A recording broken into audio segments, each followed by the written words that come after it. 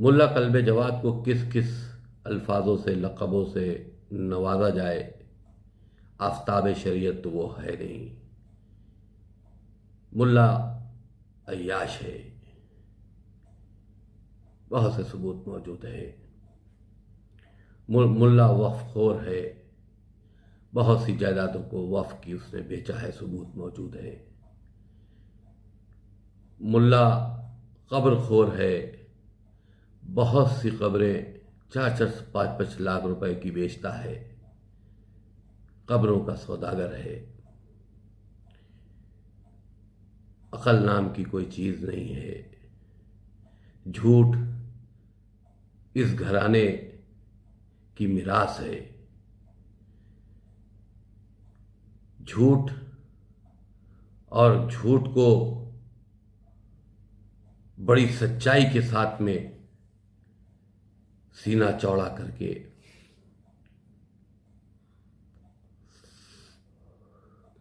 लोगों के सामने पेश कर देना, ये हुनर है मुल्ला कल्ब जवाद में।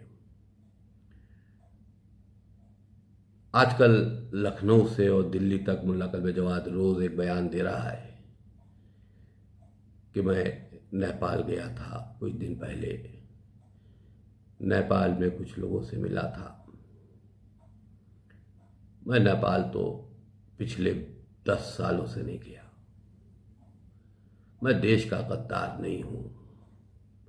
मुल्ला कल्ब जवाद की तरह मैं किसी विदेशी ताकत का एजेंट नहीं हूँ। तुम दल्लाल हो ईरान के, जो तुमको हिंदुस्तान में अपनी दल्लाली करने के लिए 2006 में 1 लाख रुपया देता था। आज 14 साल हो गए हैं, वो रकम बढ़ गई होगी। बहरहाल मुल्ला की किसी बात पर भरोसा नहीं किया जा सकता। जहां तक के सवाल कुरान मजीद का है, मैंने कुरान मजीद में 26 आयतों का जिक्र किया है कि 26 आयतें अल्लाह का कलाम नहीं हो सकती। ये 26 आयतें आतंकी जहनियत को प्रमोट करती हैं। ये 26 आयतें इंसान के दिलों में इंसान के लिए नफरत बिठालती हैं। ये 26 आयतें धर्म में भेदभाव पैदा करती हैं। ये 26 आयतें जुल्म के लिए आमादा करती हैं। कुल मिलाकर अगर मुसलमान इन 26 आयतों पर गौर से पढ़ेगा और इसके माने समझेगा, तो हम ये समझ रहे हैं जो पूरी दुनिया में हो रहा है उसको वो जायज़ कहेगा। कुरान मजीद रसूल सल्लल्लाहु अलैहि वसल्लम के ज़माने में अल्लाह की तरफ से किताब बन के नाजिल नहीं हुआ। कुरान मजीद की आयतें रसूल को जिब्रील ला के देते थे और रसूल अपनी उम्मत को हवाले कर देते थे। रसूल के इंतकाल के बाद पहला खलीफा अबू बकर और दूसरे खलीफा उमर ने तय किया कि रसूल की आयतों को, सूरों को इकट्ठा किया जाए, उनको एक किताबी शक्ल दी जाए। जब सूरों और आयतों को इकट्ठा करने की बात चली तो हज़रत अली अलैहिस्सलाम एक कुरान मजीद लेकर आए खलीफाओं के दरबार में, और खलीफाओं ने हज़रत अली का कुरान लेने से इनकार कर दिया। क्यों? क्या वो कुछ अलग था या आप कुछ अलग पेश करना चाहते थे? कुरान मजीद को लिखा गया पहले खलीफा के दौर में और दूसरे खलीफा के दौर में।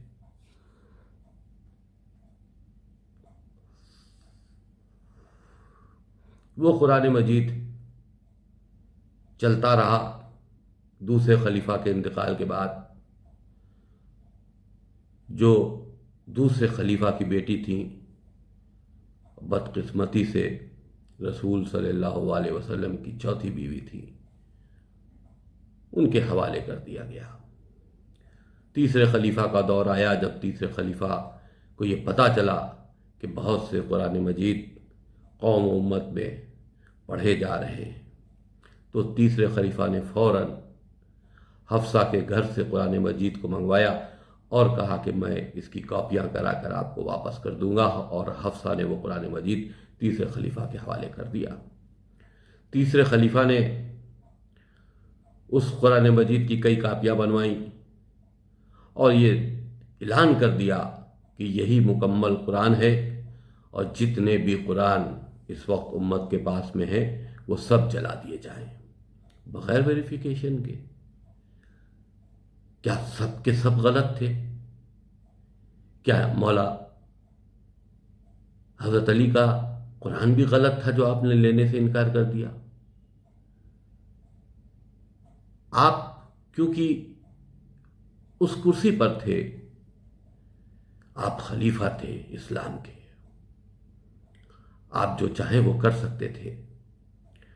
आपने कुरान किताबी शक्ल में आवाम के सामने पेश किया और ये कहा कि आज से यही एक कुरान है। आज तक जो उस कुरान को हम पढ़ते हैं वो कुरान मजीद है, और उसको एक तरह से किताब उस्मानी भी कहा जाता है। जिस वक्त तीसरे खलीफा के मर जाने के बाद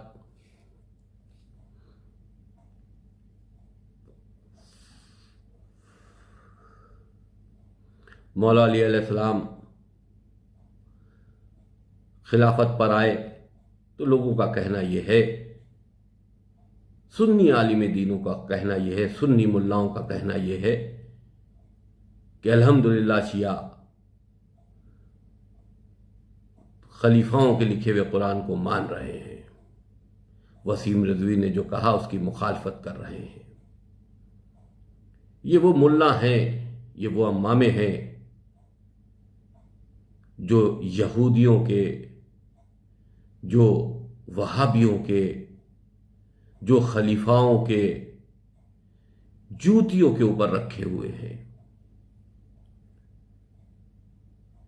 इन्होंने इस कुरान मजीद को ये कहकर मान लिया, और आज वो ये कहकर हमारी बात को झुठला रहे हैं कि जब हज़रत अली ने इस कुरान को सही कहा और हमारे हज़रत अली के बाद जितने भी इमाम आए उन्होंने इस कुरान मजीद पर कोई उंगली नहीं उठाई, तो कोई शख्स भी अब इस कुरान मजीद पर उंगली नहीं उठा सकता। क्योंकि हज़रत अली जब चौथे खलीफा बने तो अगर इसमें कुछ गलतियां होती तो वो फौरन सही कर देते। हज़रत अली बेहिसाब ताकतवर भी थे, इल्मी बहुत बड़ी शख्सियत थी, न वो अब पैदा होगी। उन्होंने एक मसलहत के तहत कुरान मजीद में कोई छेड़छाड़ नहीं की, और जैसा था उसको वैसे ही चलने दिया। अगर वो उसमें एक अलिफ ज़ेर का भी फ़र्क करते तो ये कहा जाता कि साहब ये तो मौला अली ने कुरान मजीद में छेड़छाड़ कर दी। कुछ लोग अबू बकर, उमर और उस्मान के कुरान को मानते हो, कुछ लोग अली के कुरान को मानते हो। लेकिन मौला अली ने या किसी भी इमाम ने जो 26 आयतें जिन्हें हमने चैलेंज किया है कि ये झूठी आयतें हैं, ये कुरान मजीद में खलीफाओं ने सिर्फ इसलिए पिरो दी हैं अल्लाह के नाम से कि ये दुनिया में जुल्म और ज़्यादती कर सकें, ये दुनिया में दूसरे मुल्कों पर चढ़ाई करके उनकी दौलतों को लूट सकें, वो दुनिया में गैर मुसलमानों पर जुल्म और ज़्यादती करके उनको ज़बरदस्ती मुसलमान बना सकें। मौला अली ने अरब से किसी दूसरे मुल्क में चढ़ाई नहीं की। मौला अली ने कभी तलवार की नोक पर इस्लाम को कबूल करवाने की कोशिश नहीं की। हमारे किसी इमाम ने ऐसा कोई भी अमल नहीं किया जो इन 26 आयतों में हिदायत दी गई है। किसी इमाम ने ऐसा अमल नहीं किया कि इंसान इंसान को बेगुनाह मार दे, दुनिया में फितना फसाद फैलाए, बेवजह किसी दूसरे मुल्क पर चढ़ाई करे, वहाँ की जो गैर मुस्लिम आबादी है उसको जबरन मुसलमान बनाए। कभी ऐसा नहीं किया। लेकिन यह एक साजिश थी कुरान मजीद के साथ में कि रसूल के ज़रिए जो आयतें और जो सूरे आए थे उनमें कुछ इस तरह के आयतें और सूरे पिरो दिए जाएं जिसका फ़ायदा हम उठाकर पूरी दुनिया पर कब्ज़ा कर सकें, लूट कर सकें और एक दौलतमंद इस्लाम बना सकें और उस पर हम ऐश व अय्याशी करें। लेकिन आज हमने जब उस पर एतराज़ किया कि ये उस ज़माने में कुरान मजीद के अंदर फर्जी तरीके से पिरोया गया था, उनका एक मकसद था, आज उन्हीं आयतों को बेस बनाकर आतंकी पूरी दुनिया में कत्ल आम कर रहे हैं, बेगुनाह लोगों का कत्ल कर रहे हैं, लोगों को मुसलमान होने पर मजबूर कर रहे हैं, जिहाद कर रहे हैं। मुसलमानों से किस चीज का झगड़ा है पूरी दुनिया में? मुसलमान क्यों असलहा लेकर तैयार है?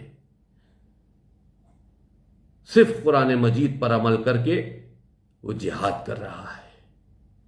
उसकी अपनी ये सोच है कि हम कुरान मजीद को, जो हमने कुरान मजीद में पढ़ा है और समझा है, हम उस पर अमल कर रहे हैं। अगर इसमें मेरी शहादत हो गई तो हम जन्नत में जाएंगे, वहां हजारों साल पुरानी बुढ़िया हूरें उनको मिलेंगी। बड़े अफसोस की बात है। मौला अली और इमामों की खामोशी को आपने इस बात की दलील बना ली कि जो कुरान मजीद इस वक्त चल रहा है वो बिल्कुल सही है। तो मैं आपसे ये बात कहना चाहूंगा कि मौला अली ने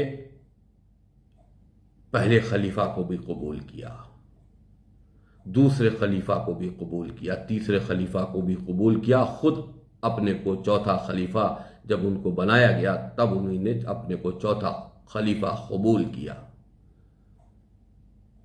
और किसी इमाम ने खिलाफत की मुखालफत नहीं की। किसी भी एक, हम जाहिल मौलवियों से, जाहिल इमामों से गुफ्तगू नहीं कर रहे। दुनिया का कोई भी आलिम दीन इस बात का सबूत हमको दे दे कि हमारे किसी इमाम ने, मौला अली समेत पहले से आखिरी तक किसी ने भी खिलाफत से इनकार किया हो या पहले खलीफा दूसरे खलीफा को लानत भेजी हो। आप हमको किसी किताब में दिखा दिए शियों की। जब आपने कुरान मजीद के मामले में अपने को यह कहकर अलग कर लिया और वहाबियों और उन दहशतगर्दों के साथ हो गए जो पूरी दुनिया में दहशत का एक घिनौना चेहरा बने हुए हैं, तो आपको भी चाहिए कि अगर के कुरान मजीद के मामले में उनकी तायद थी, उनकी खामोशी थी, तो खिलाफत के मामले में भी उनकी तायद थी, उनकी खामोशी थी। तो आपको चाहिए, हमारे शिया हजरात को चाहिए कि पहले वो खलीफाओं को कबूल करें। पहला खलीफा अबू बकर को माने, दूसरा खलीफा उमर को माने और तीसरा खलीफा उस्मान को माने, चौथा खलीफा हजरत अली को माने, उसके बाद से इमामत शुरू करें। यह ऐसा करना आपको चाहिए क्योंकि आपका अकीदा इस तरह का बनता जा रहा है। आप सोच नहीं रहे कि आप क्या कर रहे हैं। जिन लोगों ने इमामों के ऊपर ज़ातियाँ की हैं वो इन्हीं कुरान मजीद से की गई हैं। जिन लोगों ने इस हमारे इमामों को जेलों में रखा है वो इन्हीं कुरान मजीद की आयतों का हवाला देकर रखा है। हमारे इमामों को शहीद किया है तो इन्हीं कुरान मजीद की आयतों का सहारा लेकर शहीद किया है। गुफ्तगू बहुत लंबी हो जाएगी, लेकिन मैं बहुत समेट कर अपनी बात कहना चाहता हूं कि हम दावत देते हैं उन सभी मौलवियों को कि वो ऐलान करें कि वो खिलाफत को कबूल करते हैं। मुल्ला कल्बे जवाद तो आयशा को अपनी मां जुमे के खुतबे में कह ही चुका है। वो एक छोटा सा भूंगा है, एक नजिस जानवर, एक बदअक्ला इंसान जिसको सोचने समझने की कोई सलाहियत नहीं है। बेवकूफ़ी की बातों के तमाम वीडियो उसके वायरल होते रहते हैं। हम देखते हैं और हंसते हैं कि ये कितना बेवकूफ़ इंसान है। अब रही बात कुरान मजीद की, तो हमारी लड़ाई कुरान मजीद से नहीं है। हम अल्लाह पर यकीन रखते हैं, हम अल्लाह की वहदानियत पर यकीन रखते हैं, हम रसूल पर यकीन रखते हैं, अल्लाह की किताब कुरान मजीद पर यकीन रखते हैं। मुकम्मल कुरान मजीद गलत नहीं है, लेकिन उसके अंदर जो साजिशन आयतें पिरोई गई हैं वो गलत हैं। अगर ये उसमें शामिल रहीं तो रहती दुनिया तक इस्लामिक आतंकवाद को खत्म नहीं किया जा सकता। ये मेरा चैलेंज है। ये वो गलत तालीम है जो कुरान मजीद से हमारे बच्चे हासिल कर रहे हैं और आतंकवाद और कट्टरपंथी मानसिकता की तरफ बढ़ रहे हैं, दूसरे धर्म के बच्चों से नफरतें कर रहे हैं। ये गलत तालीम है। हम अपने राष्ट्र को पहले समझते हैं। हम जिस जमीन पर पैदा हुए हम उसको सलाम करते हैं। इस जमीन पर कई तरह के धर्म के लोग रहते हैं, हम उनके साथ मिलकर रहना चाहते हैं और कुरान भी हमको यही हिदायत देता है। लेकिन ये नफरतों के सौदागर कुरान मजीद के जरिए जिस तरह का प्रोपेगेंडा कर रहे हैं, हमको इससे बड़ी तकलीफ है। हमने इन्हीं वजहों से इनको खत लिखने के बाद जब उन्होंने कोई जवाब नहीं दिया तो हमने इस मामले को हिंदुस्तान की सबसे बड़ी अदालत में रखा ताकि हक व बातिल का फैसला हो जाए। आपको जो कहना है आप कहिए, हमको जो कहना है हम कहें। आप साबित कीजिए कि ये अल्लाह की किताब में ये कलाम कहां से आए और कैसे आए और किसने देखा। क्या सबूत है आपके पास? सबूत दीजिए। अदालत तो सबूत चाहती है, आप सबूत दीजिए और जो भी फैसला होगा हम ये समझते हैं बेहतर फैसला होगा। अल्लाह की कसम, हमको हिंदुस्तान के सुप्रीम कोर्ट पर पूरा भरोसा है। हम किसी से टकराव नहीं चाहते। जो लोग फितना और फसाद हमारे बयानात पर फैला रहे हैं, हम उनसे हाथ जोड़कर गुजारिश करते हैं कि लिल्लाह ये फितना फसाद, ये धरने और प्रदर्शन, ये फर्जी तौर के फतवे जिसका हम पर कोई असर नहीं होता,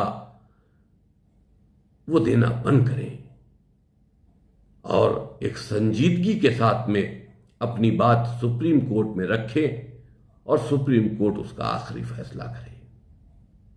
हम ये चाहते हैं कि हिंदुस्तान में अमन और चैन कायम हो, हिंदू और मुसलमानों का भेदभाव खत्म हो, हम सब एक साथ मिलकर रहे।